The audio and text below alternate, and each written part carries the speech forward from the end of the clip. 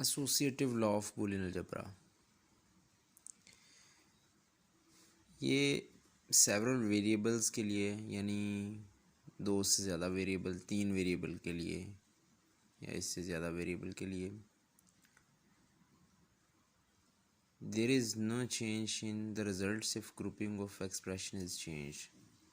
अगर ग्रुपिंग इन इस एक्सप्रेशन की चेंज हो जाएगी, जैसे जो दो वेरिएबल थे ए प्लस बी, इनको ग्रुप किया हुआ था, अगर इनकी बजाय बी प्लस सी को ग्रुप करें तो तब रिज़ल्ट पे कोई फ़र्क नहीं पड़ेगा, जबकि ये सारे वेरिएबल जो है वो और ऑपरेशन से जुड़े हुए हैं। अगर यही तीन वेरिएबल हैं, फ़र्ज़ किया ए बी और सी, और ये एंड ऑपरेशन यानी डॉट से आपस में जुड़े हुए हैं, तो उनकी जो ग्रुपिंग है ए बी की, अगर इस तरह से करके एक्सप्रेशन एवेलुएट किया जाए या बी सी की ग्रुपिंग करके एक्सप्रेशन एवेलुएट किया जाए तो एंड रिज़ल्ट सेम रहेगा। यही एसोसिएटिव लॉ है। अब एसोसिएटिव लॉ जो है, इसके ट्रुथ टेबल से इसका प्रूफ कैसे होगा।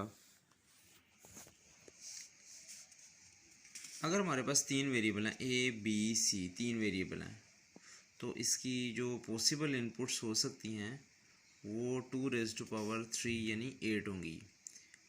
तो देखेंगे 1 2 3 4 5 6 7 8, ये 8 इनपुट हो सकती हैं ए की पॉसिबल, 8 बी की और 8 सी की, क्योंकि तीन वेरिएबल हैं और 2⁻³ जो है वो 8 होता है। तो पॉसिबिलिटीज़ ये हैं कि 4 इनपुट ए की आएंगी, फॉल्स, और 4 ट्रू, यानी हाफ पॉसिबिलिटी है कि ये इनपुट फॉल्स होगी, हाफ ट्रू। बी की भी हाफ फॉल्स हैं और हाफ ट्रू, और सी की भी हाफ फॉल्स और हाफ ट्रू। लेकिन पैटर्न ये है कि जैसे ये 4 फॉल्स हैं तो फिर ये 2 फॉल्स 2 ट्रू, 2 फॉल्स 2 ट्रू, इसी तरह से 1 फॉल्स 1 ट्रू, 1 फॉल्स 1 ट्रू, इस तरह से करके ये 8 इनपुट है। तो ये ए बी और सी, ये तीनों वेरिएबल के ऑल पॉसिबल कम्बिनेशंस बन जाएंगे। ऐसे भी हो सकता है कि तीनों फॉल्स हों, या पहले दो फॉल्स तीसरा ट्रू, पहला फॉल्स दूसरा ट्रू तीसरा फॉल्स, या पहला फॉल्स अगले दोनों ट्रू और पहला ट्रू अगले दोनों फॉल्स, दरमियान वाला फॉल्स और दोनों ट्रू, पहले दो ट्रू और तीसरा फॉल्स और तीनों ट्रू। ये तमाम पॉसिबिलिटीज़ हैं जो इनपुट्स की हो सकती हैं। अगर इनका पहले में एक्सप्रेशन में कैलकुलेट करें तो पहले तो ब्रैकेट वाला कैलकुलेट करेंगे। तो a प्लस बी को अगर एवेल्यूएट किया जाए तो a प्लस बी जो है वो इन दो कॉलमों को आपस में ऐड करेंगे, तो जो ये प्लस है वो और ऑपरेशन को ज़ाहिर करता है, और ऑपरेशन का जवाब ट्रू, आउटपुट ट्रू तभी होती है जब कोई कम से कम एक इनपुट ट्रू हो। जब दोनों फॉल्स हों तो फिर उसका वो फॉल्स आता है। ये दोनों फॉल्स हैं तो इसका एंड रिज़ल्ट फॉल्स होगा, ये भी दोनों फॉल्स हैं तो इसका एंड रिज़ल्ट फॉल्स होगा।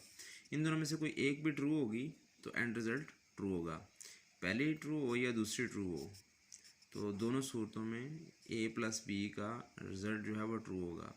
तो यही वजह है कि ये सारे जो है वो ट्रू आ रहे हैं। इसी तरह बी प्लस सी का कैलकुलेट करें। बी प्लस सी वो राइट साइड पे दी हुई है बी प्लस सी, तो बी प्लस सी में बी और सी के कॉलम को आपस में ऐड करेंगे, तो जब दोनों फॉल्स होगी तो तब इसका जो और का आंसर फॉल्स आएगा, बाकी हर सूरत में ट्रू होगा। तो और दोनों यहाँ पे फॉल्स आ रही हैं तो यहाँ पे वो फॉल्स है, बाकी सारी सूरतों में इसका आंसर ट्रू है। लेफ़्ट हैंड साइड अगर पूरी कैलकुलेट करें तो वो है ए प्लस बी, ये इन दोनों की ग्रुपिंग की हुई है और सी अलग से है, तो ए प्लस बी का पूरा कॉलम और सी का कॉलम, इन दो कॉलमों को हम आपस में ऐड करेंगे। तो अगर ये प्लस से जुड़े हुए हैं यानी और ऑपरेशन से जुड़े हुए हैं तो उसका एंड रिज़ल्ट फॉल्स होगा जब दोनों की वैल्यू फॉल्स होगी। तो ये दोनों फॉल्स हैं तो इसका एंड रिज़ल्ट फॉल्स है। इसी तरह से और देखेंगे सारी वैल्यूज़ में तो कहीं दोनों फॉल्स वैल्यूज़ नहीं आ रही, यही वजह है कि सारे आंसर्स सारी इसकी जो रिजल्ट्स हैं आउटपुट वो ट्रू हैं।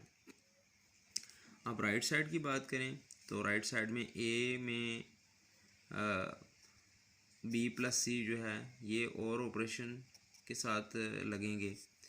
तो ए के साथ ए और बी प्लस सी, ये दो कॉलमों को देखना है। इन दोनों की वैल्यू अगर इन दोनों में अगर फॉल्स होगा तो आउटपुट फॉल्स आएगी, और कहीं एक जगह पे भी ट्रू हो गया तो आउटपुट फॉल्स नहीं आएगी। तो बाकी किसी भी जगह पे दोनों जगह पे फॉल्स नहीं है, तो ए और बी प्लस सी में। तो यही वजह है कि उसके बाकी सारे रिजल्ट्स ट्रू हैं। अगर हम इस ट्रुथ टेबल, ये ट्रुथ टेबल बना हुआ है, इसका कॉलम नंबर 1 2 3 4 5 6, इसका कॉलम नंबर 6 और 7 ये चेक करें तो 6 और 7 की सब एंट्रीज जो है ना आपस में मैच कर रही हैं, यानी इक्वल हैं। हम ये कह सकते हैं कॉलम 6 और कॉलम 7 आपस में इक्वल हैं।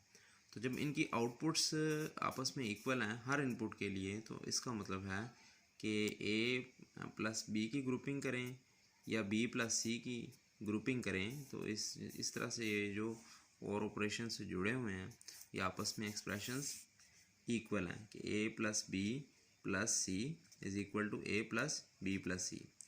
तो ये एसोसिएटिव लॉ है फॉर और ऑपरेशन। अगर एंड ऑपरेशन के लिए हो तो एंड ऑपरेशन में जो वेरिएबल्स होते हैं वो डॉट से जुड़े होते हैं, क्योंकि डॉट एंड को ज़ाहिर करता है। तो इसका ट्रुथ टेबल देखते हैं। तो इसका ट्रुथ टेबल कुछ इस तरह से बना हुआ है। इनपुट तो उसी तरह की हैं कि ए की ये 3 वेरिएबल हैं, 1 2 और 3, तो 2 रेज़ टू पावर 3 8 इनपुट हो सकती हैं यहाँ पे।